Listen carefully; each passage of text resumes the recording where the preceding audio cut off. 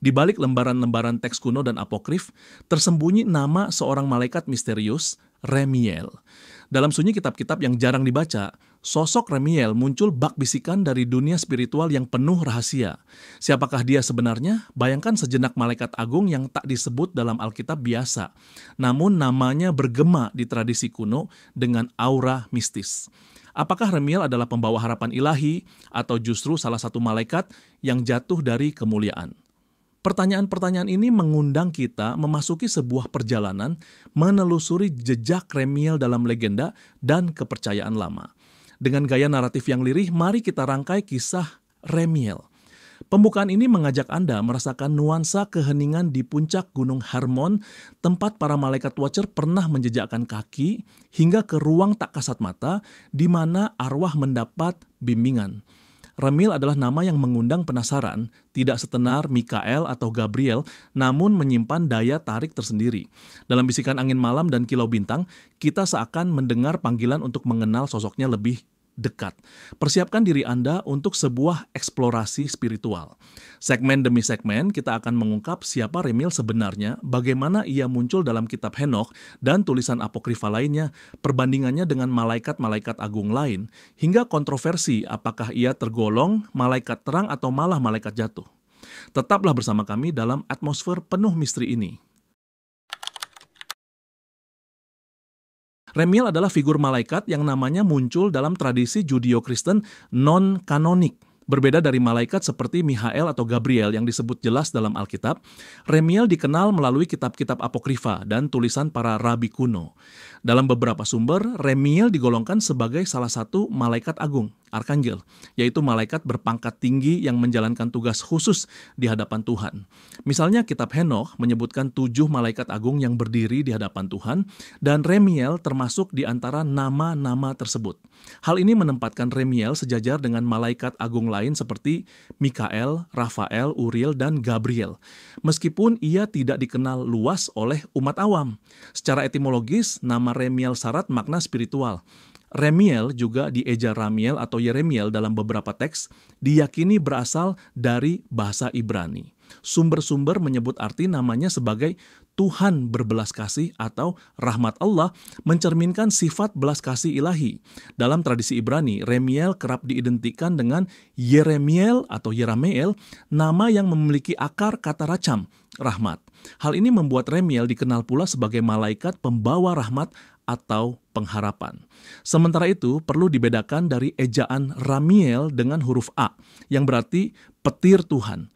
Perbedaan satu huruf yang ternyata menggambarkan konsep yang sangat berbeda. Kita akan melihat kemudian bagaimana perbedaan nama ini berpengaruh pada peran yang disematkan kepadanya. Dalam berbagai sumber teologi dan kisah apokrif, Remiel digambarkan memiliki tugas mulia. Ia sering disebut sebagai malaikat yang berurusan dengan penglihatan ilahi dan harapan akan kebangkitan. Tradisi gereja Ortodoks Ethiopia yang menganggap kitab Henokh sebagai kanonik, menghormati Remiel sebagai salah satu malaikat suci. Beberapa penafsiran modern bahkan menyebut Remiel sebagai malaikat harapan yang memberikan penghiburan dan bimbingan kepada jiwa-jiwa yang gelisah. 2 peran utama kerap dikaitkan dengannya. Pertama, menyampaikan visi atau wahyu dari Tuhan, dan kedua, membimbing arwah orang beriman menuju surga. Dengan peran ini, Remiel digambarkan seperti cahaya lembut di ujung kegelapan, menuntun jiwa-jiwa menuju belas kasih ilahi. Namun, untuk lebih memahami asal-usul peran tersebut, kita harus menelusuri kemunculan Remiel dalam kitab-kitab kuno. Sosok Remiel paling terkenal berasal dari kitab Henokh, sebuah teks apokrifa Yahudi kuno yang diperkirakan ditulis pada abad ketiga sebelum Masehi. Kitab Henokh penuh dengan kisah malaikat dan penglihatan, dan disinilah Remiel mendapatkan panggungnya. Dalam 1 Henokh pasal 20 terdapat daftar malaikat-malaikat suci yang berperan mengawasi dunia dan umat manusia. Remiel tercantum di sana dengan tugas yang unik. Disebutkan bahwa Remiel adalah salah satu malaikat kudus yang ditetapkan Tuhan atas mereka yang bangkit. Kalimat mereka yang bangkit biasanya dimaknai sebagai roh orang-orang yang akan dibangkitkan pada akhir zaman. Artinya, dalam visi kitab Henokh, Remiel bertugas mengawasi atau memandu arwah-arwah menuju kebangkitan. Kutipan ini memberikan gambaran betapa tingginya posisi Remiel di alam surgawi menurut tradisi tersebut. Ia terkait langsung dengan harapan kebangkitan dan kehidupan abadi. Menariknya, kitab Henokh hanya menyebut Remiel sekali saja dalam konteks malaikat suci penjaga kebangkitan. Meskipun singkat, penyebutan ini sangat signifikan. Remiel digambarkan sejajar dengan 6 malaikat agung lainnya, Mikael, Gabriel, Rafael, Uriel, Raguel, dan Sarakael. Keenam nama ini lebih sering muncul dalam berbagai kisah, sementara Remiel nyaris tak disinggung lagi selain di daftar tersebut. Kendati demikian, nama Remiel tidak menghilang begitu saja setelah era Henokh. Ia kembali muncul dalam berbagai teks apokrifa lain di masa sesudahnya, menunjukkan bahwa para penulis kuno tertarik pada figur ini dan mengembangkannya dalam narasi berbeda. Salah satu kemunculan Remiel yang penting adalah dalam kitab 2 Baruk, juga dikenal sebagai Apocalypse of Baruk, sebuah teks apokaliptik Yahudi akhir abad 1 Masehi. Di dalam 2 Baruk, Remiel yang di sini disebut Yeremiel hadir sebagai malaikat pembimbing visi. Baruk, seorang tokoh nabi, menerima rangkaian penglihatan dahsyat tentang kegelapan dan terang. Setelah itu, Tuhan mengutus seorang malaikat untuk menjelaskan makna penglihatan tersebut. Malaikat itu memperkenalkan dirinya. Dialah Yeremiel, malaikat yang memimpin visi-visi sejati. Remiel menjelaskan takwil visi Tuhan kepada Baruk dan menyampaikan pesan pengharapan tentang masa depan. Misalnya, diceritakan bagaimana Remiel menjabarkan bahwa air gelap dalam visi melambangkan dosa manusia, sedangkan air terang melambangkan belas kasih Tuhan yang kelak menyelamatkan umatnya. Peran Remiel di sini sangat edukatif. Ia menjadi penafsir wahyu, memastikan pesan ilahi dipahami dengan benar oleh manusia. Selain 1 Henokh dan 2 Baruk, sosok serupa Remiel muncul pula dalam teks apokrifa lainnya. 4 Ezra, disebut juga 2 Esdras dalam kanon tertentu, menyebut seorang malaikat bernama Yeremiel. Dalam 4 Ezra ayat 36, dikisahkan Nabi Ezra bertanya kepada Tuhan mengenai berapa lama dunia yang penuh dosa ini akan berlangsung. Yang menjawab pertanyaan Ezra adalah sang penghulu malaikat Yeremiel yang memberikan penjelasan tentang waktu yang sudah ditetapkan Tuhan. Menariknya, beberapa penafsir meyakini bahwa Yeremiel ini merujuk pada malaikat yang sama dengan Remiel. Dengan kata lain, Yeremiel berperan menjawab pertanyaan jiwa-jiwa orang benar dan menyingkap misteri ketetapan ilahi. Kesamaan fungsi sebagai pembawa visi dan jawaban ilahi menunjukkan benang merah peran Remiel di berbagai teks. Ia selalu dikaitkan dengan pengharapan dan penyingkapan rahasia Tuhan kepada manusia. Di antara para malaikat agung, Remiel menempati posisi yang unik dan mungkin kurang dikenal. Berbeda dengan Mikael sang pemimpin bala tentara surga atau Gabriel sang pembawa kabar, Remiel tidak muncul dalam kitab suci kanonik yang umum dibaca umat. Hal ini membuat namanya terdengar asing bagi banyak orang. Mikael dan Gabriel disebut jelas dalam Alkitab, bahkan juga dihormati dalam Islam, Mikael dan Jibril. Sementara itu, Remiel lebih merupakan tokoh tersembunyi yang hanya dikenal melalui tradisi di luar Alkitab standar. Dalam hal ini, Remiel versus malaikat lain ibarat bintang redup di langit malam. Tidak kentara cahayanya, namun tetap memiliki tempat di firmamen teologi. Perbedaan utama terletak pada sumber rujukan dan popularitas. Remiel hidup dalam lembaran apokrifa dan legenda, sedangkan malaikat-malaikat seperti Mikael, Gabriel, atau Rafael disebut dalam kitab suci yang dibaca luas. Perbedaan lain tampak pada tugas dan sifat yang diemban Remiel dibanding malaikat agung lainnya. Mikael dikenal sebagai malaikat pejuang yang melindungi umat dan memimpin perang surgawi melawan kejahatan. Gabriel dikenal sebagai pembawa pesan ilahi. Ialah yang mewartakan kabar penting kepada Daniel, Maria, dan tokoh lainnya. Rafael menurut kitab Tobit adalah penyembuh dan pendamping musafir. Uriel dalam tradisi apokrif menjaga dunia dan tata surya. Lalu apa peran khas Remiel? Berdasarkan teks-teks yang telah kita bahas, Remiel menonjol sebagai malaikat yang terkait harapan, visi, dan kebangkitan. Ia bukan prajurit seperti Mikael, bukan kurir berita seperti Gabriel, melainkan lebih seperti pembimbing rohani. Remiel menyinari kegelapan dengan penglihatan akan belas kasih Tuhan, mengajari manusia lewat wahyu, dan menuntun jiwa menuju terang. Dalam kitab Henokh, Remiel ditugaskan atas mereka yang bangkit, yang menandakan perannya erat dengan konsep kebangkitan dan kehidupan setelah maut. Ini berbeda dengan malaikat lain yang tugasnya mungkin lebih terkait urusan duniawi atau kosmis. Hal menarik lainnya, Remiel kerap dibandingkan atau bahkan disamakan dengan malaikat lain dalam tradisi berbeda. Yeremiel yang muncul dalam teks-teks apokrifa kemungkinan adalah Remiel dengan nama lain. Dalam beberapa daftar malaikat agung versi gereja ortodoks, nama Jerahmeel atau Yeremiel muncul sebagai salah satu malaikat agung pendamping Mikael dan malaikat lain. Ini menunjukkan bahwa Remiel punya nama panggilan lain di tradisi Kristen Timur. Namun, Remiel juga sering dipertukarkan secara keliru dengan Ramiel. Sekilas hanya beda huruf vokal, tapi implikasinya besar. Ramiel acap kali dianggap malaikat berbeda yang bahkan jatuh, sedangkan Remiel adalah malaikat terang.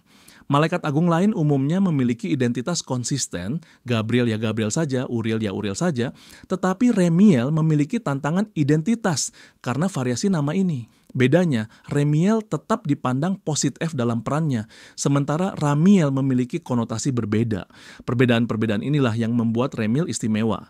Ia menempati area abu-abu yang jarang tersentuh di antara malaikat agung populer dan malaikat jatuh yang dikutuk. Pertanyaan paling menggelitik tentang Remiel adalah, apakah ia malaikat baik atau malaikat jatuh? Kebingungan ini muncul karena literatur kuno memberikan gambaran yang tampaknya bertentangan. Di satu sisi, Remiel atau Ramiel muncul dalam kitab Henokh sebagai salah satu malaikat yang memberontak terhadap Tuhan. Dalam 1 Henokh pasal 6, terdapat kisah tentang para watcher atau malaikat penjaga yang jatuh ke bumi karena mengumbar nafsu dengan manusia.